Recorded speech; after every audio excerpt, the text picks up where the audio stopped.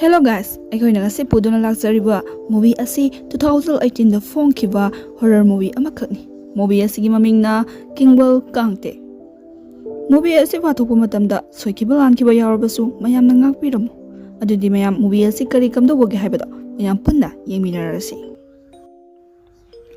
Movie ꯑꯁꯤꯅ ꯍꯦꯛ ꯍꯧꯕꯒ ꯑꯩꯈꯣꯏꯅ ꯎꯏ ꯏꯅ ꯄꯨꯡꯇꯩ ꯇꯩꯔꯕ ꯃꯃꯥ ꯑꯃꯅ ꯃꯥꯒꯤ ꯅꯨꯡꯁꯤꯔꯕ ꯋꯥꯟꯊꯗꯨꯅ ꯂꯩꯔꯤꯕ ꯃꯆꯥꯅꯨꯄꯤ ꯑꯗꯨꯕꯨ ꯄꯝꯗꯨꯅ ꯌꯥꯝꯅ ꯅꯨꯡꯁꯤꯕ ꯏꯁꯩ ꯑꯃ ꯁꯛꯇꯨꯅ ꯂꯩꯕ꯫ ꯃꯇꯥꯡ ꯑꯁꯤꯗ ꯁꯤꯜ ꯑꯁꯤ ꯀꯠ ꯇꯧꯈꯤꯔꯝꯃꯤ꯫ ꯃꯁꯤꯒꯤ ꯃꯇꯨꯡꯗ ꯑꯉꯥꯡ ꯅꯨꯄꯤ ꯃꯆꯥ ꯑꯁꯤ ꯑꯣꯔꯐꯥꯜ ꯑꯃꯗ ꯂꯩꯕ ꯎꯔꯝꯃꯤ, ꯑꯗꯨꯒ ꯑꯩꯈꯣꯏꯅ ꯈꯪꯕ ꯉꯝꯃꯤ ꯃꯗꯨꯗꯤ ꯃꯍꯥꯛꯀꯤ ꯃꯃꯥ ꯑꯗꯣ ꯍꯧꯖꯤꯛꯇꯤ ꯂꯩꯈꯤꯗ꯭ꯔꯦ ꯍꯥꯏꯕ꯫ ꯅꯨꯄꯤ ꯃꯆꯥ ꯑꯁꯤꯒꯤ ꯃꯃꯤꯡꯅ ꯇꯥꯅꯤꯌꯥ ꯍꯥꯏꯅ ꯀꯧꯔꯝꯃꯤ, ꯑꯗꯨꯕꯨ ꯌꯥꯝꯅ ꯊꯨꯅ ꯃꯥꯒꯤ ꯑꯅꯧꯕ ꯌꯨꯝ ꯑꯃꯗꯤ ꯑꯅꯧꯕ ꯐꯦꯃꯤꯂꯤ ꯑꯃ ꯐꯪꯒꯗꯧꯔꯦ, ꯍꯥꯏꯕꯗꯤ ꯑꯉꯥꯡ ꯌꯥꯎꯖꯗ꯭ꯔꯕ ꯏꯃꯨꯡ ꯑꯃꯅ ꯃꯥꯕꯨ ꯌꯣꯛꯀꯗꯧꯔꯦ꯫ ꯃꯥꯕꯨ ꯌꯣꯛꯀꯗꯧꯔꯤꯕ ꯐꯦꯃꯤꯂꯤ ꯑꯗꯨꯅ ꯇꯥꯅꯤꯌꯥꯕꯨ ꯑꯉꯥꯡꯁꯤꯡꯒꯤ ꯃꯔꯛꯇꯒꯤ ꯌꯥꯝꯅ ꯄꯥꯝꯅ ꯈꯟꯖꯔꯝꯃꯤ꯫ ꯃꯇꯩ ꯃꯅꯥꯎ ꯑꯁꯤꯅ ꯅꯨꯄꯤ ꯃꯆꯥ ꯑꯁꯤꯕꯨ ꯅꯨꯃꯤꯠ ꯅꯤꯅꯤꯒꯤ ꯃꯇꯨꯡꯗ ꯂꯧꯕ ꯂꯥꯛꯀꯗꯕꯅꯤ, ꯑꯗꯨꯒ ꯑꯣꯔꯐꯥꯟ ꯁꯦꯟꯅꯔꯤꯕ ꯃꯤꯑꯣꯏ ꯑꯗꯨꯅ ꯇꯥꯅꯤꯌꯥ ꯃꯐꯝ ꯑꯁꯤꯗꯒꯤ ꯆꯠꯈ꯭ꯔꯒꯅꯤ ꯈꯟꯕꯗ ꯌꯥꯝꯅ ꯍꯔꯥꯎꯖꯔꯝꯃꯤ꯫ ꯒꯥꯏꯁ, ꯀꯔꯤ ꯃꯔꯝꯒꯤꯅꯣ ꯇꯥꯅꯤꯌꯥꯅ ꯃꯐꯝ ꯑꯁꯤ ꯊꯥꯗꯣꯛꯇꯨꯅ ꯆꯠꯈ꯭ꯔꯅꯤ ꯈꯟꯕꯗ ꯃꯈꯣꯏꯅ ꯑꯁꯨꯛ ꯌꯥꯝꯅ ꯍꯔꯥꯎꯔꯤꯕ?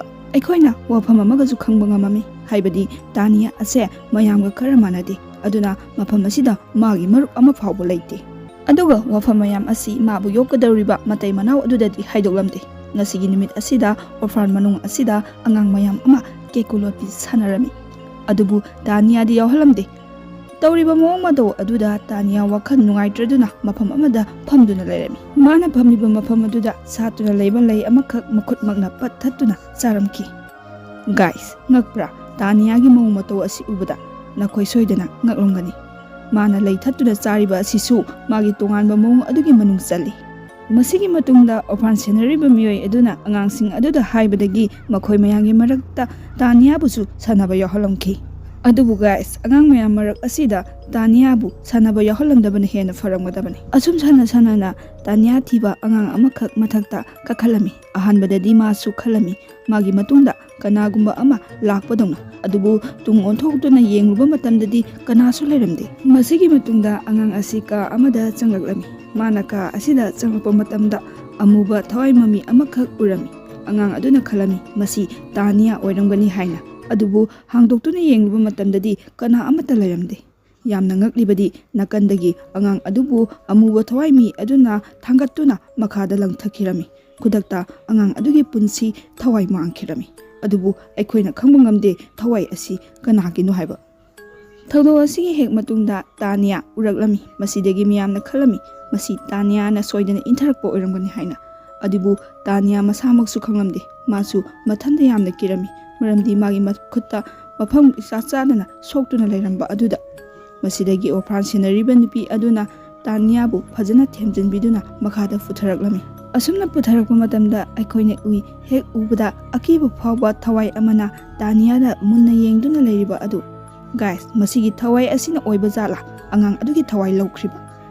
ꯃꯊꯪꯒꯤ ꯅꯨꯃꯤꯠꯅꯤ ꯇꯥꯅꯤꯌꯥꯕꯨ ꯃꯇꯩ ꯃꯅꯥꯎ ꯑꯗꯨꯅ ꯂꯧꯕ ꯂꯥꯛꯂꯝꯃꯤ꯫ ꯃꯁꯤꯗꯒꯤ ꯑꯣꯔꯐꯥꯟ ꯁꯦꯟꯅꯔꯤꯕ ꯅꯨꯄꯤ ꯑꯗꯨꯅ ꯈꯜꯂꯝꯃꯤ ꯇꯥꯅꯤꯌꯥꯒꯤ ꯑꯣꯏꯅꯗꯤ ꯃꯐꯝ ꯑꯁꯤꯗꯒꯤ ꯆꯠꯆꯈꯤꯕꯅ ꯐꯔꯦ, ꯑꯅꯧꯕ ꯄꯨꯟꯁꯤ ꯑꯃ ꯑꯣꯏꯔꯁꯅꯨ ꯍꯥꯏꯅ꯫ ꯑꯗꯨꯕꯨ ꯊꯋꯥꯏ ꯑꯁꯤꯅ ꯃꯐꯝ ꯑꯁꯤꯗ ꯂꯩꯍꯧꯕ ꯍꯥꯏꯕꯁꯦ ꯏꯔꯥꯏ ꯂꯥꯏꯕꯗꯤ ꯅꯠꯇꯦ꯫ ꯃꯐꯝ ꯑꯗꯨꯐꯥꯎ ꯆꯠꯄꯒꯤ ꯂꯝꯕꯤꯗ ꯊꯋꯥꯏ ꯑꯗꯨꯅ ꯇꯥꯅꯤꯌꯥꯒꯤ ꯃꯇꯨꯡ ꯑꯗꯨꯃꯛ ꯏꯟꯅꯕ ꯑꯁꯦ ꯑꯩꯈꯣꯏꯅ ꯎꯕ ꯐꯪꯉꯤ꯫ ꯊꯋꯥꯏ ꯑꯁꯤ ꯑꯦꯟꯇꯣꯜ ꯑꯃꯗꯤ ꯁꯤꯁꯇꯥꯒꯤ ꯃꯌꯨꯝꯗ ꯐꯥꯎ ꯌꯧꯔꯛꯂꯝꯃꯤ꯫ ꯃꯁꯤꯗ ꯑꯦꯟꯇꯣꯜ ꯑꯃꯗꯤ ꯁꯤꯁꯇꯥ ꯍꯥꯏꯔꯤꯕ ꯑꯁꯤ ꯃꯇꯩ ꯃꯅꯥꯎ ꯑꯁꯤꯕꯨꯅꯤ꯫ ꯑꯩꯈꯣꯏꯅ ꯈꯜꯂꯤ ꯃꯐꯝ ꯑꯁꯤꯗ ꯀꯤꯅꯤꯡꯉꯥꯏ ꯑꯣꯏꯔꯕ ꯊꯧꯗꯣꯛ ꯀꯌꯥ ꯑꯃ ꯊꯣꯛꯀꯗꯧꯔꯤꯕ꯭ꯔꯥ, ꯑꯁꯤ ꯑꯅꯥ ꯀꯌꯥ ꯐꯥꯎꯕ ꯌꯥꯎꯒꯗꯧꯔꯤꯕ꯭ꯔꯥ ꯍꯥꯏꯕ, ꯑꯗꯨꯕꯨ ꯅꯠꯇꯦ꯫ ꯊꯥ ꯑꯃ ꯐꯥꯖꯤꯟꯈ꯭ꯔꯦ, ꯑꯗꯨꯕꯨ ꯌꯨꯝ ꯑꯁꯤꯗꯗꯤ ꯀꯔꯤꯁꯨ ꯊꯣꯏꯗꯣꯛꯄ ꯇꯧꯈꯤꯗꯦ꯫ ꯑꯗꯨꯕꯨ ꯇꯥꯅꯤꯌꯥꯒꯤ ꯋꯥ ꯉꯥꯡꯒꯟꯗꯕ ꯃꯔꯝ ꯑꯗꯨꯅ ꯃꯥꯕꯨ ꯌꯣꯛꯄꯤꯔꯤꯕ ꯃꯤꯁꯤꯡ ꯑꯁꯤꯒꯁꯨ ꯀꯌꯥ ꯅꯛꯁꯤꯟꯕ ꯉꯝꯂꯝꯗꯦ꯫ ꯑꯗꯨꯕꯨ ꯃꯥ ꯇꯞꯅ ꯇꯞꯅ ꯃꯐꯝ ꯑꯁꯤꯗ ꯂꯩꯕ ꯍꯩꯅꯔꯛꯄꯗꯧꯅ ꯇꯧꯔꯛꯂꯝꯃꯤ꯫ ꯅꯣꯡꯃꯗꯤ ꯑꯦꯟꯇꯣꯟꯒꯤ ꯌꯨꯝꯗ ꯃꯥꯒꯤ ꯃꯅꯥꯎꯅꯨꯄꯤ ꯑꯦꯂꯤꯁꯥ ꯀꯧꯕꯤ ꯅꯨꯄꯤ ꯑꯃꯈꯛ ꯂꯥꯛꯂꯝꯃꯤ꯫ ꯑꯦꯂꯤꯁꯥ ꯑꯁꯤ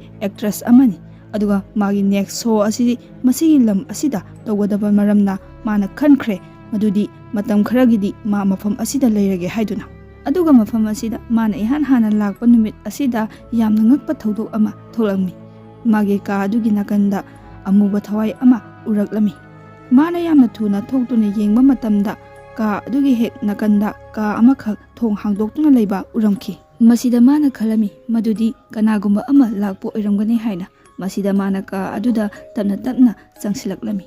Adubu ka asidi Taniagi ka oiramki. Elisa na di sista ase ayokpani haibagi maramda khanglamdi. Aduna sista na madugi maramda hairakpa matamda Elisa yamna haraurami. Aduga Taniaga naksinanalabasu hotnarami. Masigi heng matungdagidi magi masada hanaga iman manadaba thawdok khara thokpa horaklami. Nongma mana dinner chanabagidamagta mapan tholokpa matamda Tania asi thonau amagi mapanda amamba adubu munna yengduna leramki. Mataw aduda Elisa na changjanba matamda magi masada karigumba ama itaw torai. Adubu Tania dadi karisu tawdabagumna tumina adumak leptuna leramki. Numidangi matamni Elisa gi mamangda yamna akiba mang amakhak manglamki. Ka aduda thepa photo amakhak masa matomta lengba horaklami. Aduga yamna ngaklibana photo aduda yawriba adu mapanda tholakpagumna su urami. Elisa gi punsigi oinadi asiguma mangmangbasi ahanbani. Mamangda asiguma mang ase amuk phawbu mangkhidri. Masigi matungda Elisa na khanglami. Magi manama ase lehaw hariba lei asi yamna sizinai. Aduga magi secret room amasu tongana lei. Room aduda mi amata changba yaramde. Mahaki manama ase nongma tangkhai amadi room aduda adumak lerami. Haibadi pung kun marin nongma sai. Masida pung tarani thoidi room aduda adumak lei haibani. Room manung aduda kaidawribano haibadi mahakna khangba ngamlamde. Lehaw hariba lei asibu delivery tawba adi kawba nupa amakhakna laami. Madu Elisa ga chap manaba theater amada thabak tawminaramba oirami. Aduna marup oibada ikuikuina changkhide. Aduga Elisa na adidagi khanglami madudi lehaw hariba lei asi lighting gi thabak tawram tawba matamda sizinai haba. Patraba thawai kaunaba hotnaba matam aduga puja tawba matam duju sizinai. Adubu haujikangi mi singnadi asigumba maramda kayambu thajaruni. Thajadaba mayam sigi marakta Elisa su amani. Adubu haujikan magi mayumda thoiba thawdosing haibadi magi matungda kanagumba ma inarakpa asi mayam asa magi wakhal ngaktana oibadi yaroi.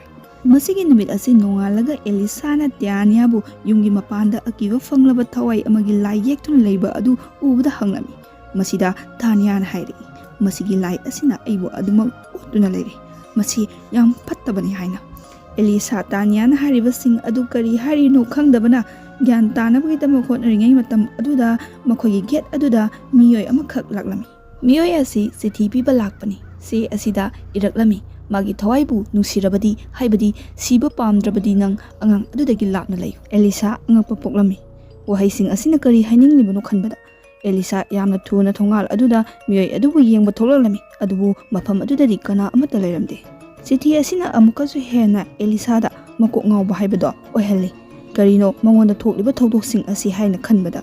Somdana Tania yamna kana kaptuna lawbugi saktam ase aikhoina uba phangi. Kanagumba amada mabu thadokpinaba haijaba dongna tawba ase aikhoina ui. Aduga yamna ngakliba amana mana yekkiba drawing asigi mamit ase igumna ngangsilakpagi saktam ase film yengliba aikhoina uba phangi.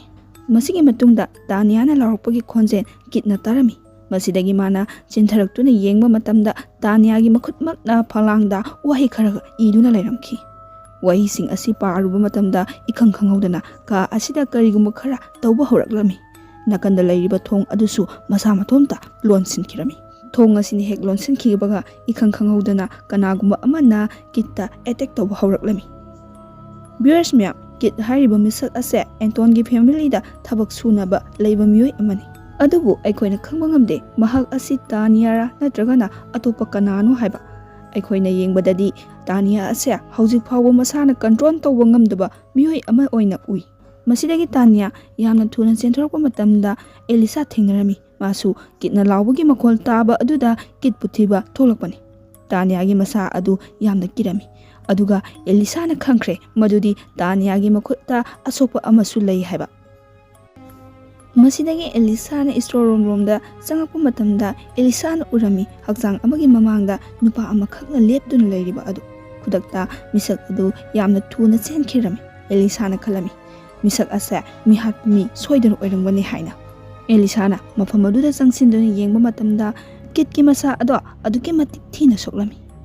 Adubu miyoi amana hekta asumna tawba ngamgani haibadi Elisa na di thajaramde.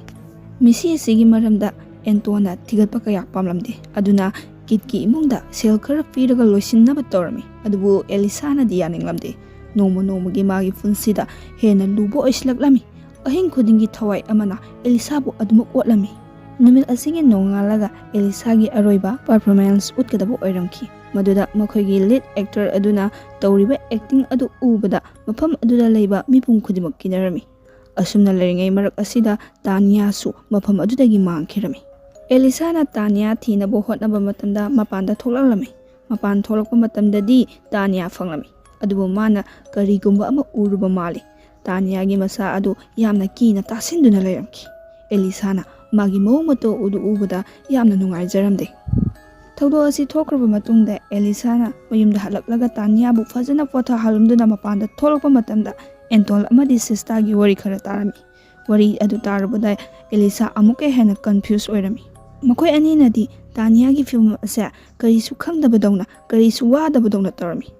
Khangbibagi mahutta ona tainaba mawongda moinadi asigumba kaya asi thoklaknaba khallaga leibo oirami. Entona sista da hanglami. Madudi makhoigumba asa kayam kuina leigidoino haina. Masida sista na harami hojik asengwa matam adu laktri matam khadi ngaidaba yaroi haina. Wari asida Elisa na khangba ngamde. Madudi makhoina kari numit kari taunabagidamagta kari ngairibano haiba. Adubu karigumba amadi khangba ngamle. Madudi Tanya da karigumba problem amaldi leire haiba. Masidagi Elisa na adiga loinana Tanya na leiramba orfal aduda lami. Masida orfan senabi aduna hairaklami. Tanya na mafam asida leiringai matamda thokiba thawdoksing adugi maramda. Aduga Tanya gi mamagi maramda su khara hairaklami.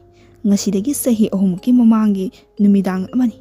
Tanya gi mamana orfal asida Tanya bu sinarambani. Masidagi Tanya mafam asida laikibani. Adubu sahi ahum leirakpa asida magi marup amada laite. Maramdi Tanya gi mawmato ase mi mayang manade.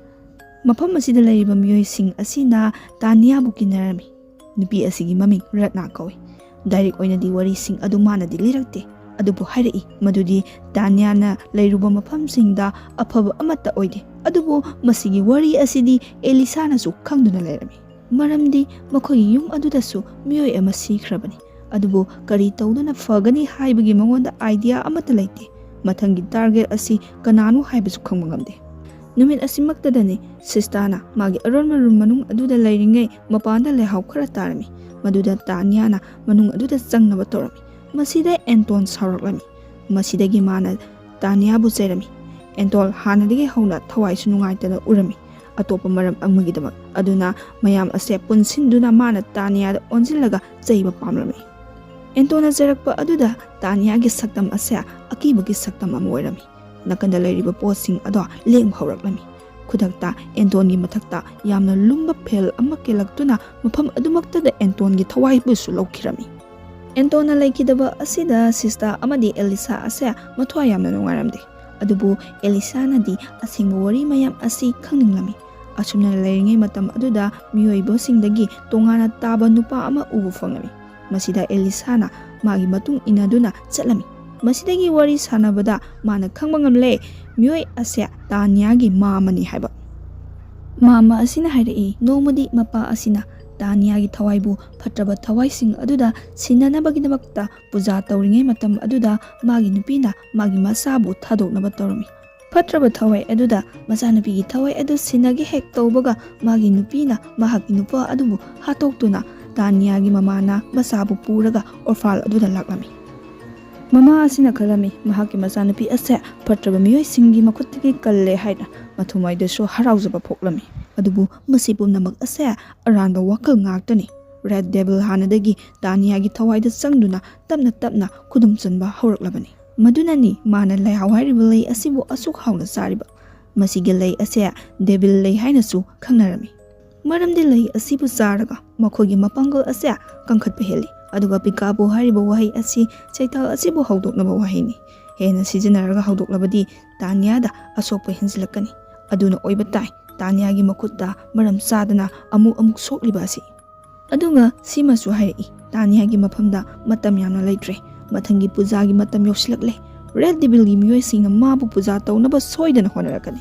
Adubu hantaki matang asida saital asi nanthokrabadi malam ase sahi 8 makhoina pankhragrani. Madu Tanya gi mamanadi oithok aloi.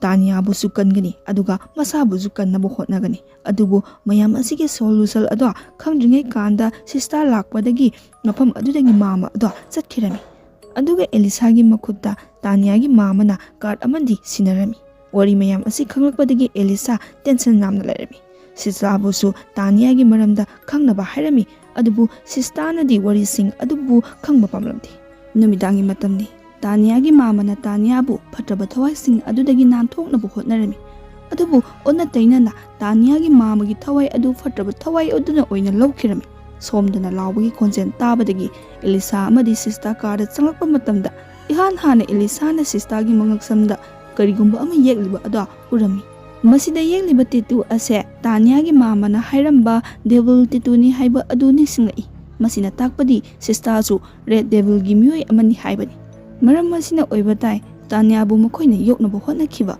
haibadi makoina puja tawba yanabagidama aduga magi mayamba asisu asiguma mi oiba zala haina Elisa na khalami Elisa wakan kana magi dressing table mamangda aiba ama lairiba adu urami masina hainingba meningdi Taniabu mating pangbiyo haibani matang asida khanglami masi Taniagi mamana oiramni haiba matam kuinadagi magi matungda koin inaduna magi masabu kanbiyo haiba oiramki masidagi Elisa minil ama phawbo chonthaningdre masidagi mana adibu kauraga yum amadi Taniabu senana baharami aduga ma Taniagi mamagi manakta chatlamki Elisa na Taniagi mama adu kawba chapa matamdadi mama adudi asiba haksanga loinana dairi amasu leibu urami masidagi khanglami madudi Taniagi puja tawuduriba numit asa purnimagi athengba irainamini hairiba numit asisu numit asimak oiramki maram asina magi mafamda Taniabu kannaba matam yamna leitre ma yam thona yum yodaba yadi aduga Taniabu kandaba yadi aduna Elisa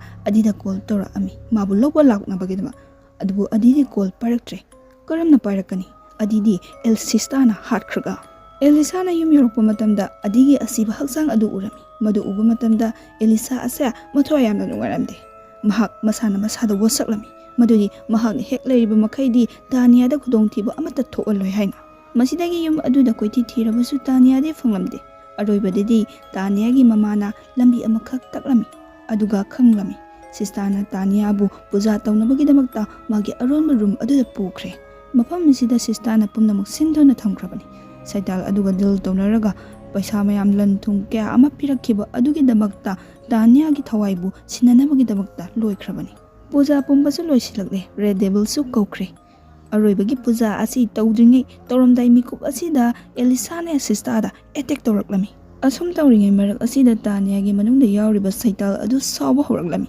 Taniagi masadagi saital asi thoknaba tawramni maramdi sistana matam chana mabu lawthokpa ngamhodabana sistabu lakdana langthoklami masidagi sistagi masada posak amana lengduna phawdoklami asigumna Taniabu su hanabagi damakta nakanda lengnaba puraklami adubu Elisa na madu oithokpa yaroi haduna Taniabu kanna konjinduna thanami haibadi magi mamaga chap manana nusina kana amatana munkhiba yaroi haibagi matagumna kanna konjinduna thanami maram asina saital asina phaw lawthokpa ngamlamde aroibadadi phatraba thawai asi masana maithiba adu yazaba tarami haibadi anirak hana hotnarabasu mai pakhidre masidagi maithiraba thawai asa narakta amuk chatpa tarami adubu thawai asina chatkriba asa matam khara khakki oinani karamba matamda amuk saphonglakani haiba ngamdi matam kharagi matungda aikhoina anoba imung ama uba phanglami maduda apikpa angang amana lehaw hairiba lei asi sabagi saktam asa aikhoina uba ngami angang asigi mawung mataw asa